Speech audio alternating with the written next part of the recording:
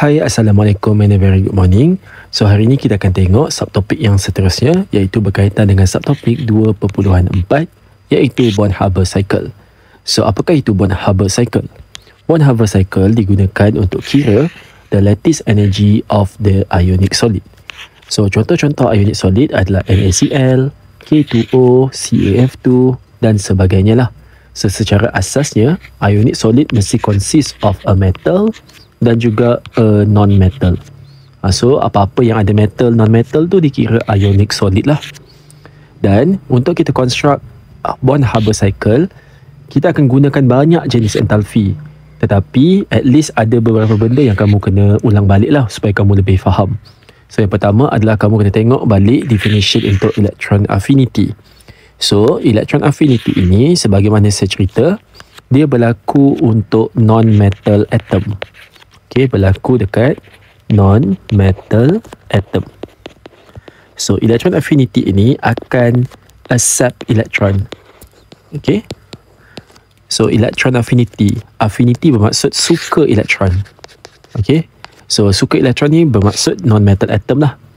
Jadi, electron affinity ni, by definition, dia adalah heat change. Maksudnya, boleh jadi positif, boleh jadi negatif, bergantung whether dia adalah first ataupun second electron affinity. So, when 1 mole of gaseous atom gains 1 mole of electron to form 1 mole of gaseous ion. Jadi, dia streamer lah dia gain tu. Jadi, for example, oxygen. So, oxygen kan sepatutnya 2 minus kan? Kalau jadi oxide ion.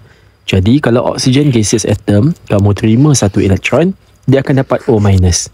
Jadi, pada peringkat awal, kalau dia terima the first electron, dia adalah a negative punya proses. Okay, which is energy is released.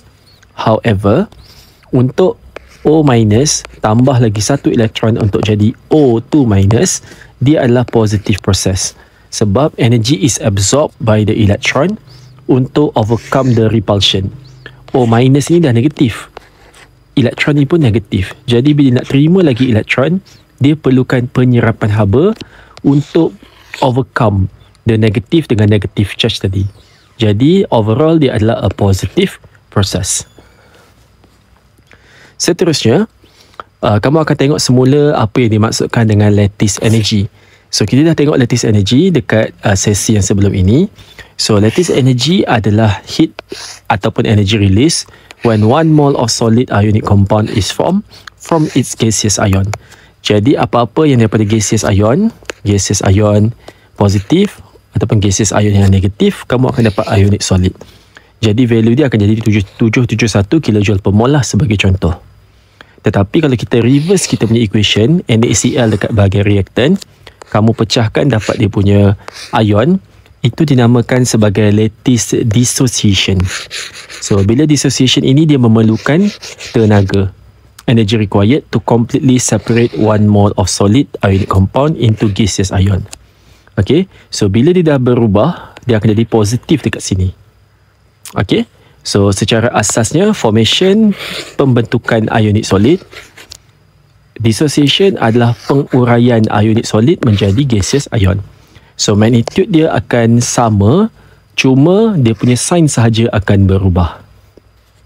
Okay, so sebagaimana yang kamu dah belajar, lattice energy ini kalau value dia lagi besar, bermaksud dia adalah lagi stabil.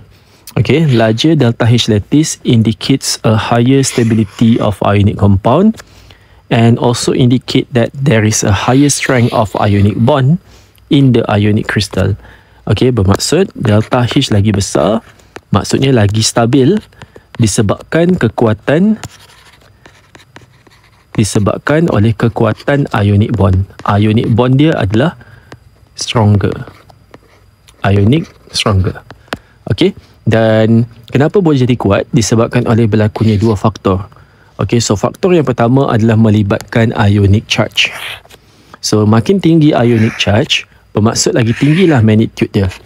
Okay, makin tinggilah value dia. So kita hanya tengok kepada dia punya value. Looking at the value only.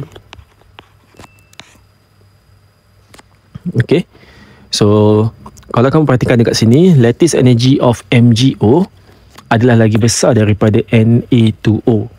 So, MgO Mg punya ionic charge adalah Mg2+. Manakala Na adalah Na+. Jadi makin tinggi ionic charge, makin stabil lah dia dan makin kuat lah dia punya magnitude. Okey, disebabkan sini higher ionic charge tertinggal. Okey, bila kamu tengok dia punya lattice energy, Mg2+ itu lebih tinggi dia punya value. Kita hanya perlu tengok dia punya value saja. 3795 berbanding dengan 2564. Negatif ni kamu boleh abaikan sajalah sebab dia tunjukkan itu adalah formation sebenarnya negatif tu. Jadi kalau kamu tengok magnitude, Mg2+ ni lagi tinggi dia punya value. Bermaksud dia lagi stable. Okey, kenapa lebih stable? Pasal Mg2+ ni dia ada ionic charge yang lebih tinggi. Jadi dia akan tarik oksigen tu dengan lebih kuat. Ionic bond dia lebih strong. Ionic bond in MgO is stronger. That's why dia punya lattice energy pun lagi tinggi. Faktor yang seterusnya adalah ionic radii. Okay, so untuk ionic radii, the smaller the ionic radii, the higher is the magnitude. So ini boleh berlaku apabila kalau kamu kembangkan dia punya ion, kamu ada Na+, Cl-. Kamu ada Na+, Br-. So charge dia sama. Negatif, negatif, positif, positif. Dan Na+ dengan Na+ ni sama. Jadi dia tak ada banyak beza. Charge pun sama. Jadi apa yang kamu tengok kat sini adalah Cl- dengan Br-. Walaupun charge dia sama, size dia berbeza. Ionic radii dia berbeza. Okey, hal ini disebabkan Cl- punya size, okay, Cl- in NaCl has a smaller ionic radius. So kalau kamu perhatikan, bila Cl ada size yang lebih kecil kat sini, dia akan melekat ataupun dia akan buat ionic bond yang lebih kuat. Ionic bond is stronger in NaCl dan in comparison to NaBr. That's why dia punya value adalah lebih tinggi. So macam saya kata, kita hanya perlu tengok value sahaja sebab kita hanya compare dia punya magnitude ataupun value. Okay, so conclusion dia, Cl- ionic radii of Cl- is smaller than Br-, walaupun charge dia sama. Kalau yang tadi O2- dengan O2- dia sama. Okey, kita perlu tengok pula dekat dia punya charge. Alright, so saya harap kamu fahamlah ada dua faktor yang mempengaruhi lattice energy, iaitu ionic charge dan juga ionic radii.